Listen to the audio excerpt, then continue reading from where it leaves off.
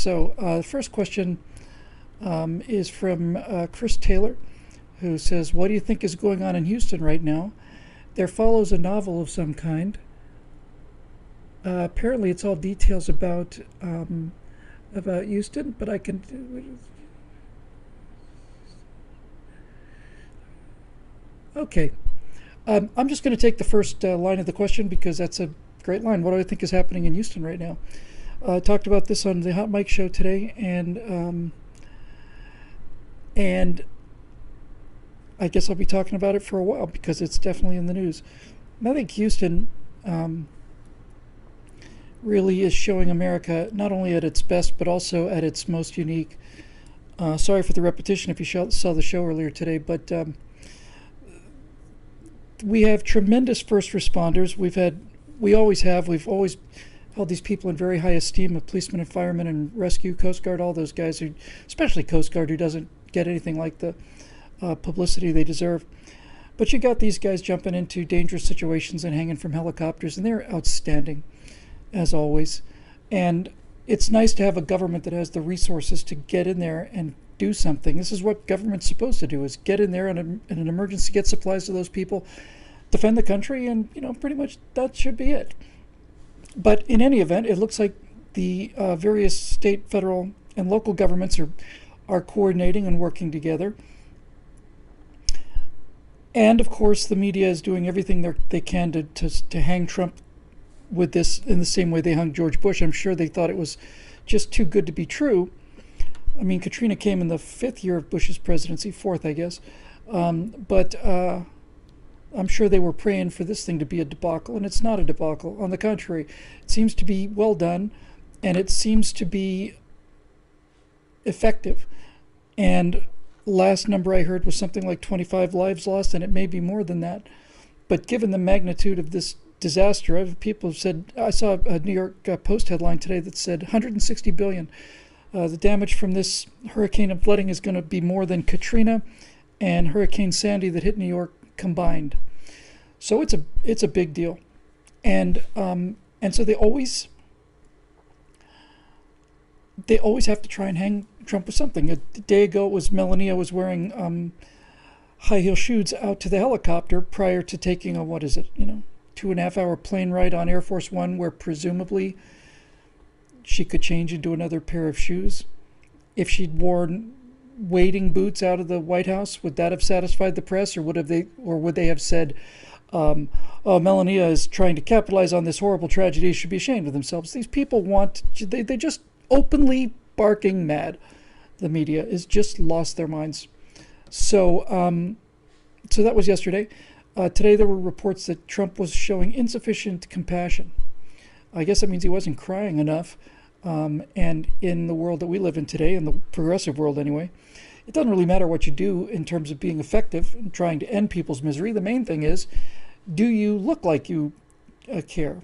Appearance is everything. Rhetoric is everything. Action and results are,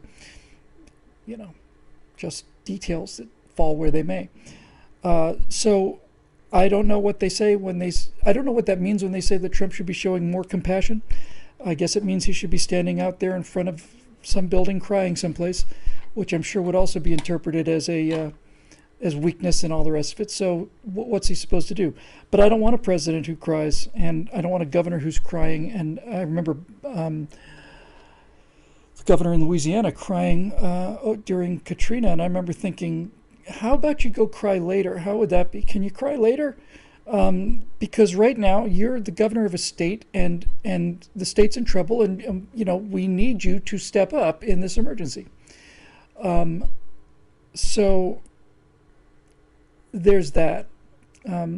He seems to be doing a good job of getting out of the way where he needs to get out of the way, and getting federal help there where it needs to be. But all of this is just window dressing for the main point. Because if you really want to know about American exceptionalism, you really don't have to look any further than the Cajun Navy. It's one of the best examples I've ever seen for a number of reasons. First of all, this is from skimming reports, okay, so I don't want to go out on a limb and tell you this is the actual truth, but it certainly seems likely that the Cajun Navy is rescuing more people than the Coast Guard or the Army, despite the fact that Coast Guard and all the rest of those officials are doing terrific work and doing it round the clock. But this Houston thing is strangely enough almost exactly similar to Dunkirk, right? I mean, Dunkirk, which got a lot of great reviews. I didn't get to see it, but Dunkirk, if you're not up on the story, is one of the most amazing events really in military history. It was turning an absolute catastrophe into a mere setback, a disaster still. But so the British had gone over to the continent to help the French fight the Germans and hold France, and that lasted 10 weeks. So the British Expeditionary Force and some numbers of French forces, some Belgians and so on, were trying to retreat back to England, and they were basically cut off, and they couldn't get to a port big enough to get in Royal Navy ships. And they found themselves stuck on the beach of Dunkirk, and Hitler stopped the panzers for a while. Like, people say he did it on purpose, and he wanted the Luftwaffe to finish him off. The much better explanation to me seems to come from guys like Guderian, who said, our tanks have been rolling for 10 weeks. We had to stop and do some maintenance. Otherwise, we're going to go into battle, fall apart. In any event, when they realized that there were 400,000 British troops on the beach, a little more than 20 miles away, everybody who had a boat just got out there and went and did it. And they brought home 2 guys, 3 guys, 5 guys. Sometimes they get 20, sometimes they get 1. But every one of them that they got off the beach was a person who was saved, who didn't become a POW or a casualty, and who was later able to go and fight back. And they were doing this while they were being bombed and strafed by the Luftwaffe and so on. So it was not like a pleasure cruise. And it was a remarkable show of spirit and a remarkable show of initiative. And that's exactly what I think we see in Houston. I think Houston's an even better example of what makes America unique, because there are a number of advanced Western countries that have really excellent emergency personnel, first responders. Japanese especially strike me as extremely well prepared, and I've seen them, the officials, during floods and tsunami floods and during earthquakes and so on, and everybody's in the in the little helmets and the yellow jumpsuits and the white gloves, and they're very efficient and very capable. Same in Europe. But what I never see in Japan, and I haven't seen anywhere else either, is I've seen it in the third world where there are no professionals, but when professionals are on the scene, I haven't seen citizens doing what they're doing here. And the cool thing about this is not just that it destroys this whole Southerners are racist, conservatives are racist, Trump supporters are racist things. They're going down there and they're helping people out of their houses. First come, first served. People in the biggest need and biggest danger are getting the first relief. There are black people in boats saving white people. There are white people in boats saving black people, and nobody cares and nobody gives a damn, because this whole thing is just a goddamn illusion that the progressives continue to foist on us in order to split this country right along its most serious fault line. And unfortunately for them, picture's worth 1,000 words, and we're getting thousands of pictures of this kind of cooperation. And the Charlie Hebdo thing, I lost my mind over a couple days ago on the Hot Mike Show. There's a French magazine, and they ought to know better. They're the ones who published the Muhammad cartoons many years ago, caught all kinds of flack for that, and then a couple years after that, some Muslims came into the building and gunned down something like 8 of them, just left a bloodbath up there.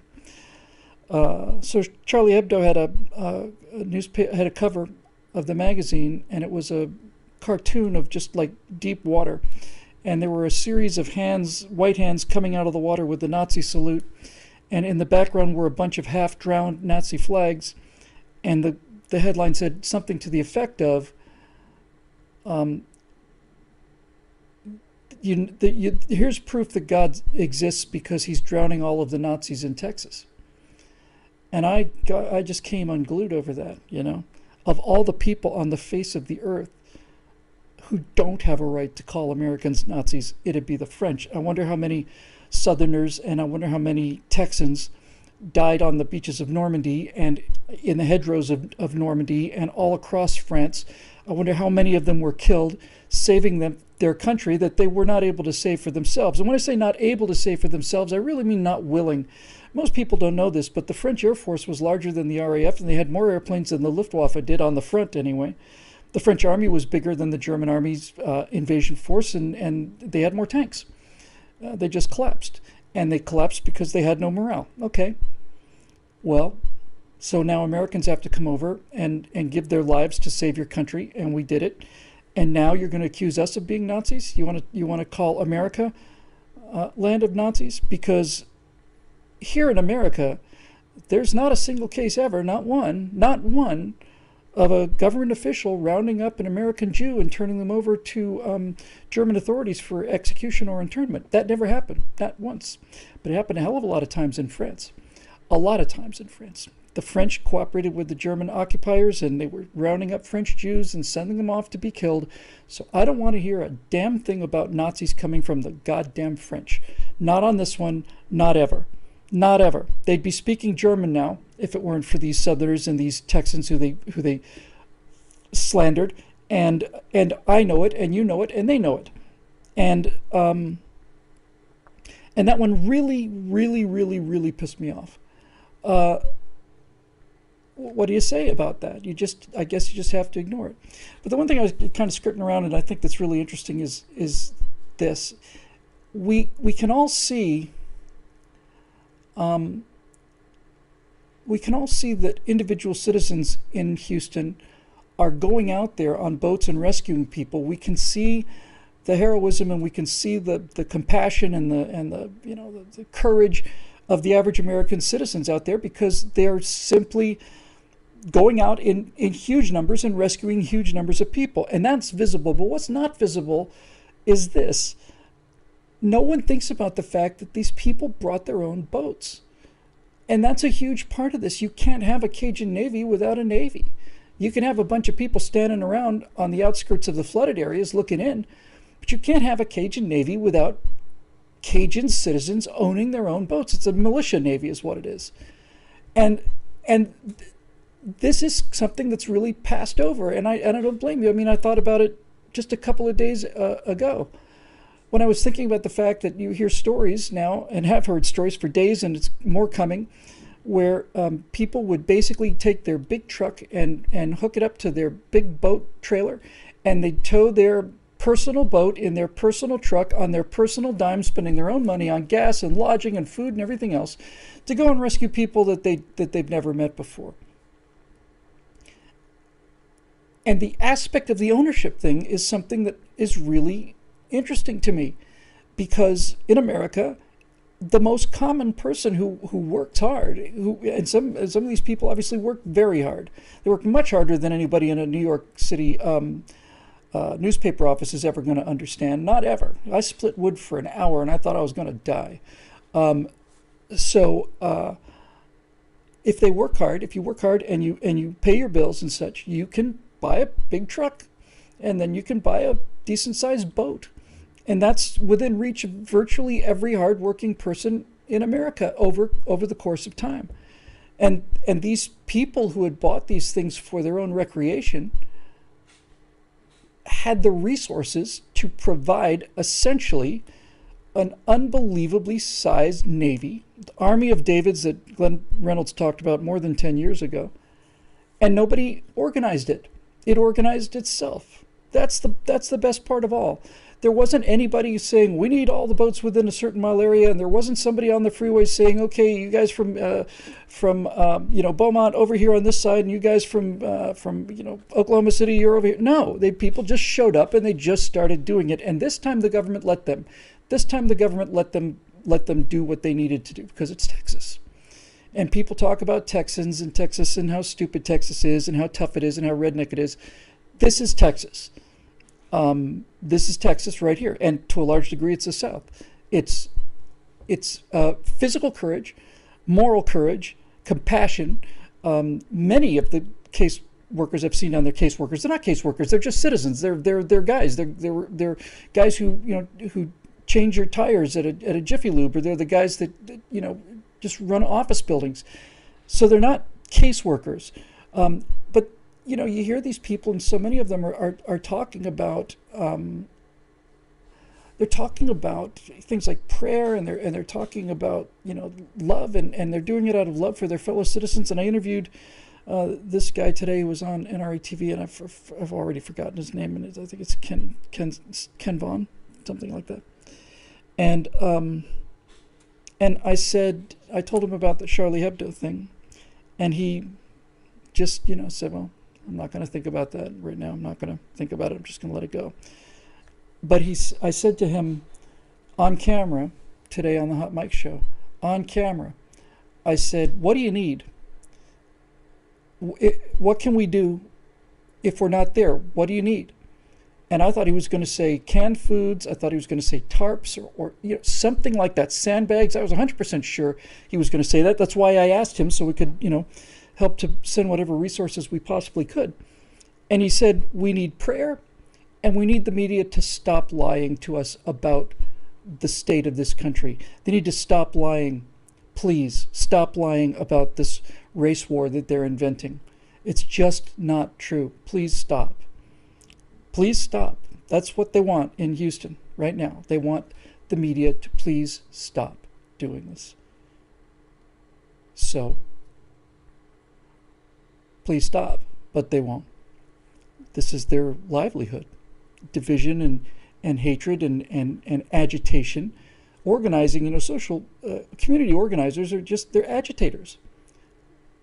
That's what they are. I'm not saying there's not need for people in the community. I'm not saying those communities don't need help, but I am saying that essentially what this job is agitation.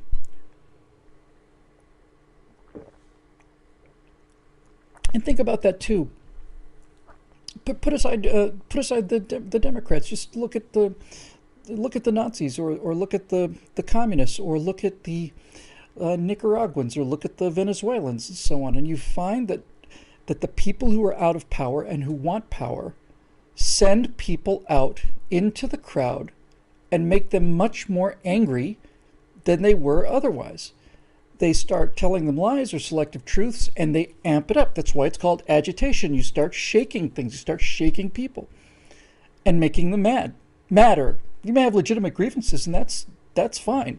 But you get people enraged, and you get them insane with anger and envy and all the rest. And the next thing you know, you've got riots on your hands of people getting killed. So, please stop doing this. But I don't like to think of this politically, but everything's politicized now, everything. So if the New York Times is going to, or Washington Post is going to say Trump seems insufficiently compassionate, I'm going to say that the behavior of people in the South, these are states that Donald Trump carried pretty handily, is a marked difference and a big improvement over what they were expecting. And I'm very proud of them. I'm very proud of my country. I'm very proud of our citizens. I've always been proud of my country and my citizens. The government that sometimes has given me something to be ashamed about. But like I said, a picture's worth 1,000 words, and you can only see so many people of one race rescuing people from another race, and you finally realize, as I said, the whole thing is a lie. It's just a giant lie. And they've been telling it now for a while, and they've been living on it for the last 8-9 years. But it's just not true. It's just not true. So that's what I think about Houston.